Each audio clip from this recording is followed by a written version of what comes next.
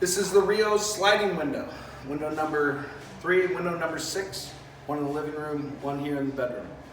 These windows pop out and slide down the face of the building. All of this is very easy to do, but this one in particular takes a little bit of learning and a little bit of practice to understand and use properly.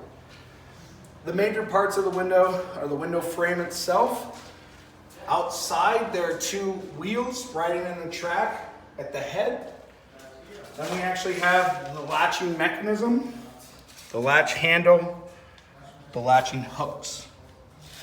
Last part is the counterweight, which is a counterweight for the gear rack, just to make it a little bit easier to operate. In order to open the window, the handle is straight down. And what I'm about to say is very important, because the window will not operate correctly if you do not follow these instructions.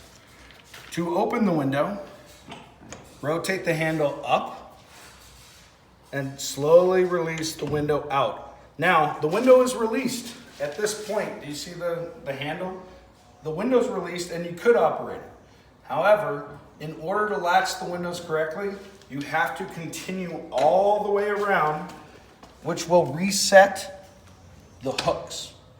Now, when the handle is straight up, the hooks are now reset and ready to lock the window the next time when you bring it back in to close it.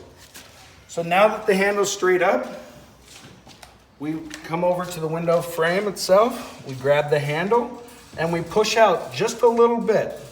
For the time being, there's a lighter glass in here, so it's not hanging really correctly.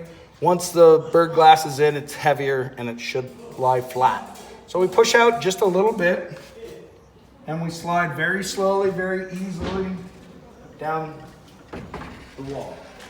You can stop pushing in at this point because there are guides at the top that will keep this window from coming in. So when we open it all the way, there's a bumper, head bumper at the end that will keep your fingers from getting smashed in the door. So it fits my fingers and I have big fingers.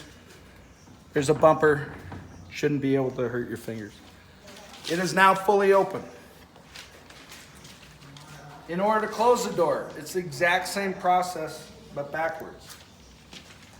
The next part's very important. When we close this, we close it until it hits the bumper at the top, and we lightly hold it. Now, you could slam this into the bumper and it's going to spring back. This is not good. You can do that, but you can't close it. You have to bring it into the bumper, wait until it stops vibrating, keep it pressed up against the bumper, and let go. Only now is it ready to lock. Has to be all the way over.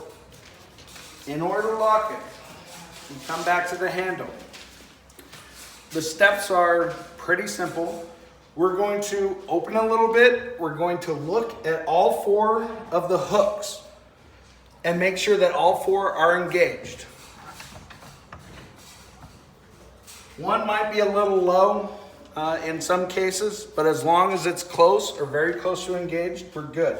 So the handle in this position, we're looking at the latches and you can feel it. I'm pulling on the window a little bit, but I'm looking at all 4 latches, making sure that they're all engaged. When I know they're all engaged, it's a very simple motion. Rotate it all the way down until it stops. This portion of the motion is a little tough. And the reason why it's a little tough is we're actually pulling the glass up and into position. So this portion, you're lifting the 1,000 pounds of glass up and into the seals, compressing the seals. That will never be very simple. You have to give it a little bit of work in order to draw the frame up and into the seals. Once it's here, it's totally locked. The seals are compressed. The wall is very stable. You can see all 4 hooks are engaged. It's perfectly fine for any storm that comes along. The window's secure. That's it.